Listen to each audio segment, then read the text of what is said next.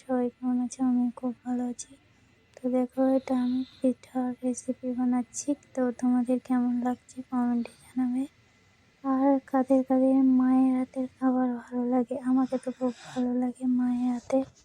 তো এখানে আমি নিজে থেকে তৈরি করছি।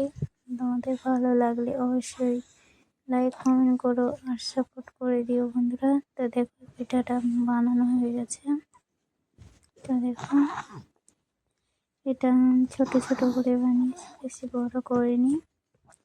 তো বানানো হয়ে গেছে। তো আমি এখন চলে এলাম জল। এখানের পাতিলা আছে, হাঁড়ি নাই, তাহলে তো গ্যাস ধরিয়ে দিলাম। আর আমি জলটা বসিয়ে দেবো গ্যাসে।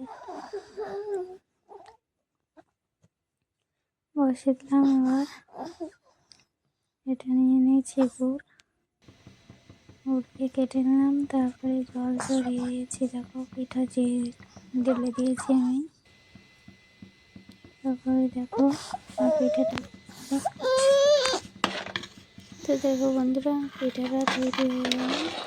তোমাদের কেমন লাগলো দেখো। টাটা বন্ধুরা।